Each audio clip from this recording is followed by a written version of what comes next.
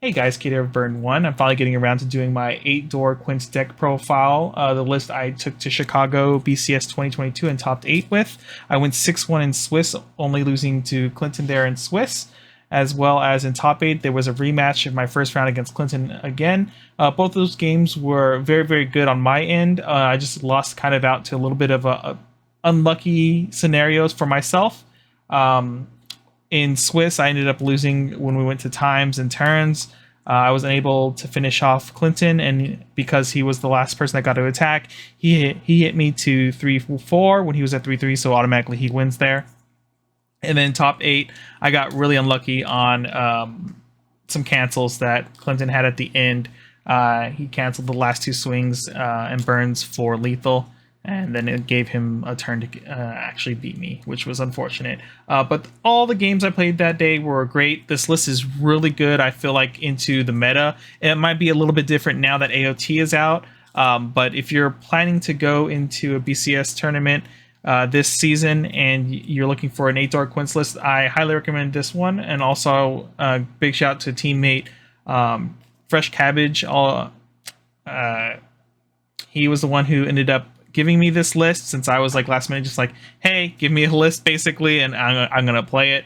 Hanson, his name, gave me this list and I just put it together last minute, went into the event without testing, just kind of had an idea of how the deck should be played and everything, and it worked out very well. Going into the tournament though, I was I was kind of like worried. I was like, why did I come with this list? I should have just played something more stable, like 8 standby Mishoku, or even 8 standby Quints or something like that. But when I got to the event and started playing it more, I was kind of satisfied with my choice, and I totally would take this again to another event. If I do end up going to another event, I might end up taking 8-door, maybe with some tweaks though. So let's just get right into it finally. So first off, our main beater at 0 here is the fresh from a bath Nina Nakano. Standard card, card went from like $2 to being $15 minimum now to buy, so you need to buy a playset. It's probably the best level 0 attacker right now. There's some other cards you could probably play in this slot if you really wanted to, but honestly, this is probably the best attacker and pluser this set has right now. So we'll put that there. All right, next card here is an actress Ichika Nakano. This is one of the main plussing ways we find our level 1 combo and any other pieces we might need at level 1 or anything in general, as well as a secondary effect where when it comes into play, you can look at the top card of your deck and leave it there, put it into the waiting room. So you can do plays like use the effect, pay 1, clock yourself, search for a level 1 combo, and then you can top check to check your trigger. If you see a climax there, then you can pay 1 and brainstorm or something like that, or you just, in general, later in the game too, it enables, if you're having the crash board, it enables all your brainstorms to be like 5-card brainstorms essentially. Which is pretty cool when you need to just get more hand to be able to crash things in. As you know, this deck just sits there with a ton of hand all the time. Next, this is our other attacker here. It's a level 0 reverser that also, when it goes to waiting room, you can top check for, add 1 and discard the rest. I believe he adds level 1 or higher only. Very solid card. It helps you out some of the 3/5s, 4Ks that are running around and chasers and things like that if you just fill these up, as well as lets you mill your deck out quickly if need be, if you don't have access to combo. Then we have the back row brainstorm here. This is what kind of the set is known for at this point. It's a it's a search brainstorm, but what makes it unique compared to other sets is it has text on it that says that your max hand size is +1. So if you have one of these on the board, it goes to 8 hand size. If you have 2, 9, and so forth. And the secondary effect, which kind of I did not read. This is why you should play your decks before you go to events. I forgot that as long as you have 5 or more cards in your hand, the card during your turn gives 5 power to front. That would have changed a lot of my plays if I had the opportunity, or not opportunity, if I just read the text of my card. So remember to always read the text of your card. I'm sure there was some scenarios where I traded cards when I didn't have to. I should have had a card on board at level 1, but it is what it is. And then here we go. This is the other support here we run. So this one is really interesting. It's secondary text that you don't almost ever use unless you're paying out a climax or something, or you really need a card to add to hand. I've probably only used it twice out of the 30 games I've played with this deck now. It's pay 2 tap self salvage character. You almost never use it, so you can kind of ignore that text, but it's there if you need it. The main reason we play this card is, one, it's a startup enabler. If you use, if you've played this list or are familiar with the Ichika cards, or Itsuki, not Ichika, you need to use a startup effect to get power and other stuff like that. So this is really good. It's a tap self, gives something 500 power, and the effect that when the battle opponent of this gets reversed, you can send it to the clock. So this actually screws up a lot of standby lists, as well as Hololive. Anytime I played against standby or Hololive, this really messed them up and losing their board because they're unable to encore. They can't use their Aqua level zeros, the plus, and things like that. Any like on death thing effects. A lot of players aren't used to running into that, so they end up minusing. Like they might overcommit board and you just remove it and they don't get the effect, which is really powerful. Finally, the last couple tech cards is we have an on-play pay 1 ditch 1 search and a pay 1 ditch 1 salvage. It has both those effects on play, so you can either or. It's a really good way to find any card you need. And finally, we have the Climax Swapper. This is a really powerful Climax Swapper because it essentially, if you don't have the stock to pay for it, you can basically discard an extra card to pay the cost, because when it comes into play, you can take a card from your hand, put it to stock, and then the Climax Swap effect, pay 1 ditch a Climax, salvage Climax, which is really good. It helps the consistency there a lot. All right, on to the level 1 game. The main level 1 game, as everyone should know at this point, is the level 1 Itsuki. What makes this card so good is that it's essentially a +2 as long as you hit on all 3 cards you reveal. It's a +2. Worst case scenario, it's a -1. That almost never happens. It did happen to me once, but not at the event, luckily. It was the first time it ever happened to me. But essentially, this card is whenever you use a startup, or an act ability, I should say, it gains 1500 power, so it's a 106k. With the climax, 1k, 1 climax is 7k, a good power line, and then with the brainstorm in the back row, it makes it 7.5, and then you can give it an extra 500 power to make it over 7.5, so you can beat a lot of standby lists like that, forcing them to use a counter at level 1. The climax combo itself is on attack. You can discard a card from your hand. If you do, you can reveal up to the top 3 cards of your deck, and essentially every character plus this 2/1 event that's not running this list goes to your hand. So this is how the deck just like floods its hand with a lot of cards. So you always have like essentially infinite hand, it feels like, against your opponent. Because if you're able to back-to-back combo this, you just always have like 9 card hands. It's really ridiculous. Issue though is there is selectivity issue sometimes. It's not the worst depending on what you reveal. Like I said, sometimes you're just forced into scenarios where you're just crashing board because your opponent has established a board that's too hard for you to handle. But this combo at least makes it so you have like essentially infinite hand, what it feels like. Next, we play 2 of this 1/0. It's a level 1 reverser. This outs, level 1 walls for the most part. But the other effect, which is pretty decent for the deck, is if you play a climax with the door trigger in your climax zone, the card gains the effect that on attack, or gains an extra 1000 power, I believe. Let me double check here. Yeah. And then it gains Twin Drive, pay 1 Twin Drive, so you can pay out climaxes that you might trigger with these cards or anything like that. And then level 1 reversers are pretty powerful into other standby lists and so forth. The only downside to this card really is certain matchups it's really good. For example, like the Tokyo Revenger dual lane matchup. You just play these out there and your opponent can't counter the cards. They have to either pocket the card away. If they don't have that out there, then they still kind of lose out. And even if they do pocket the card away, they still have to deal with it again because it's still there and it still can reverse them on their turn when they attack into it.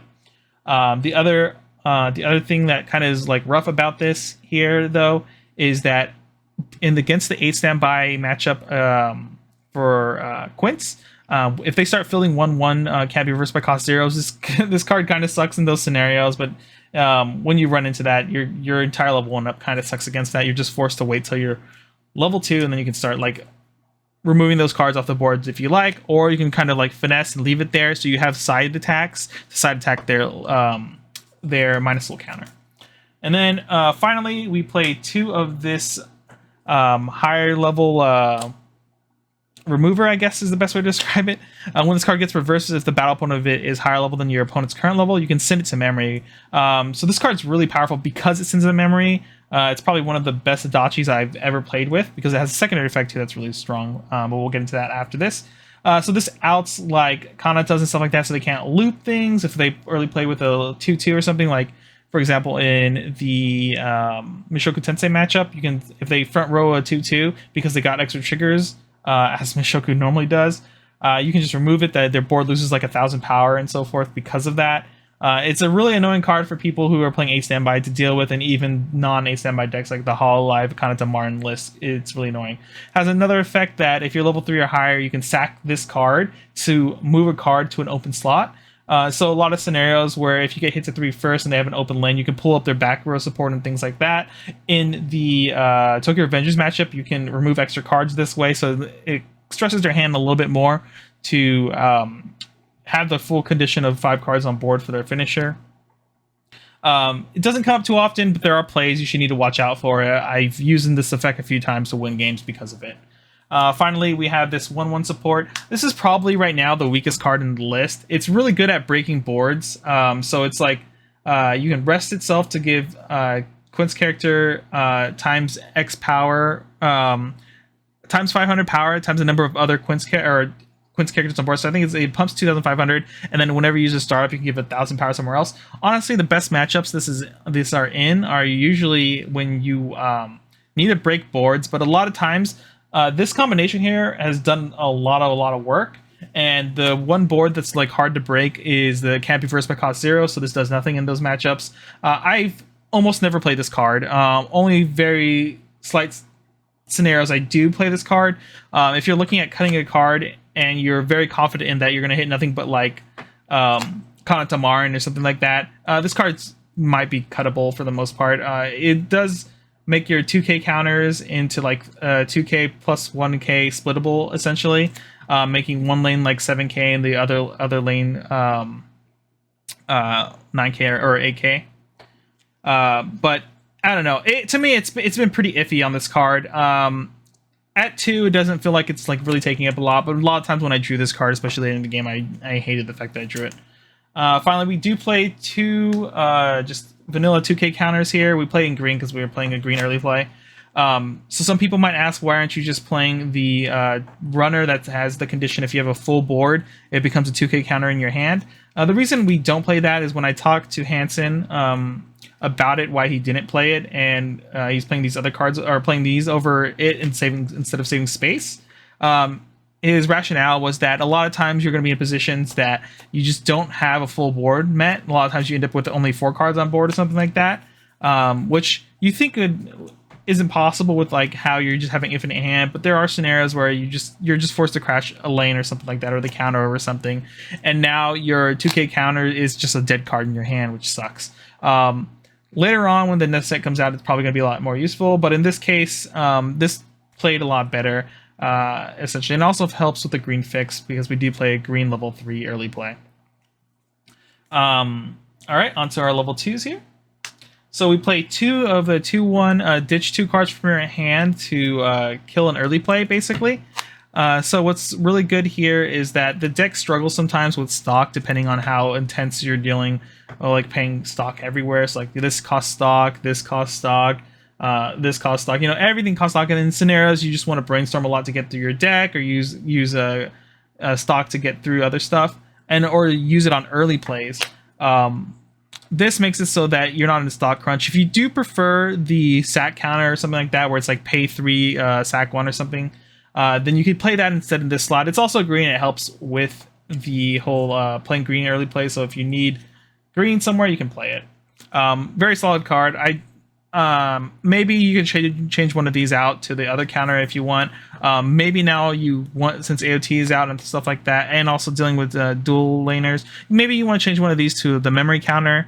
Up to you there. This is kind of a flex spot for the most part. Do note though, if you start taking some green out, it might be a little bit harder to play your early play. Then we play one of this 2/1. You can sack this card to move a card up to the front row. Once again, in like the dual laner matchup and stuff, this when I played that matchup, it did help out a lot. A secondary effect is you can tap itself, give a Quints character 2,000 power, and the effect that during the battle of this card, your opponent can't play events.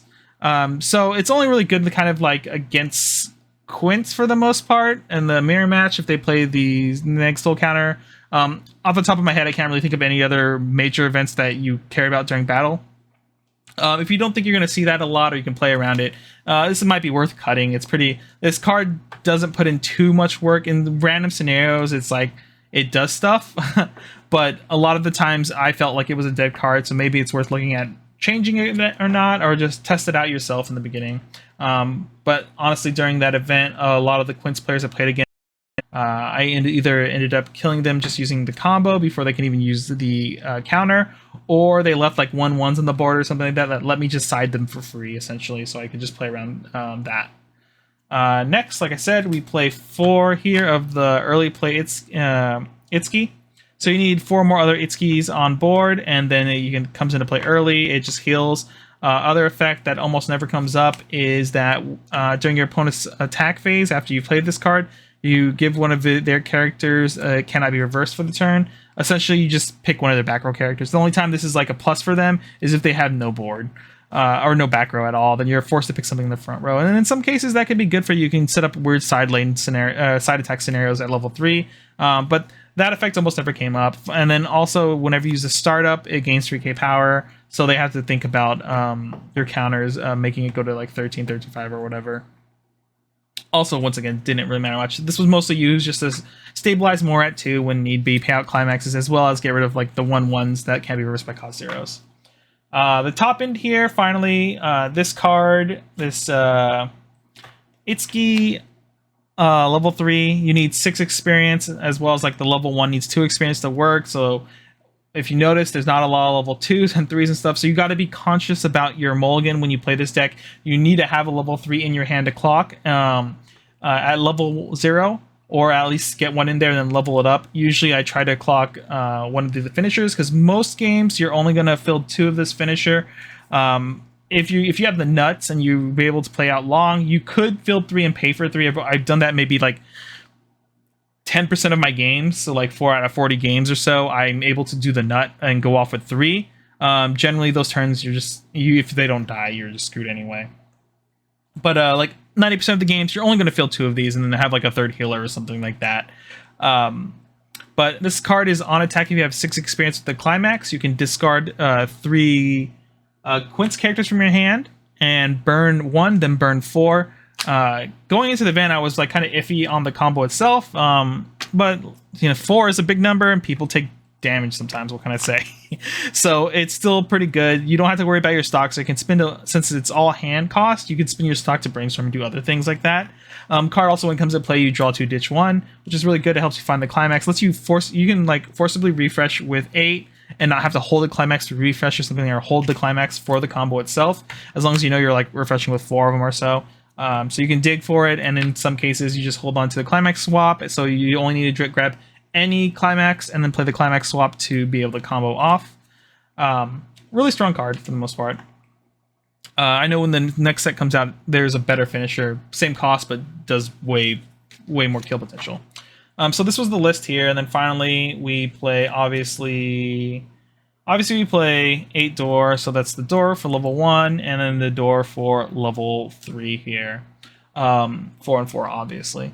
List overall, really powerful. I think if you're looking at a non-8 standby Quints list to look at, check this out.